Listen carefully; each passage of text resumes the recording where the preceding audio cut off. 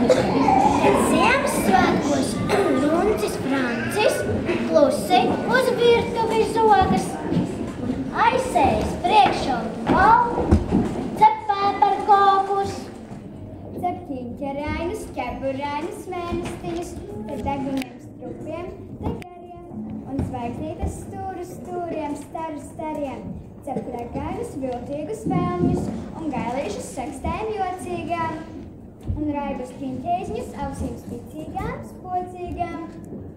Bet sirsniņas Runcis var rūpīgi krēlēs un tad uz dāvanu maisu nes.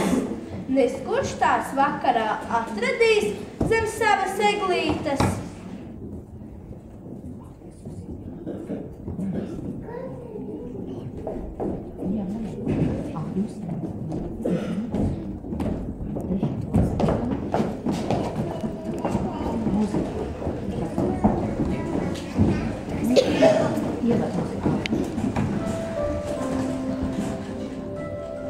Trešā klase lūdzu nekavēt.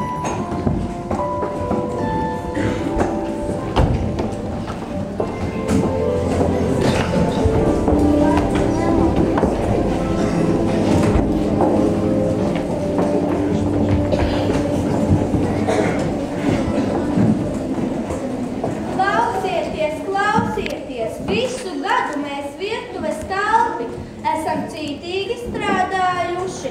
Tuvojas Ziemassvētki, un mums arī reiz vajadzētu papriecāties. Vajadzētu sarīkot Ziemassvētku balli. Jā, balli! Kas te būs notikums? Kāpēc mūs nepaaicinājāt, mēs arī vēlamies padejot. Kas tie par svētkiem, ja mūsu nav klāt? Mēs esam stalti un lokani deju partneri. Mēs jau no tām aktīvākajām, taču arī es deju nesmēdāju. Vai visi gatavi? Tad dejas var sākties. Nē, es arī vēlos. Jau tikai reizi piedzīvošu balli. Līdz šim es esmu strādājusi tikai smagu un netīru darbu.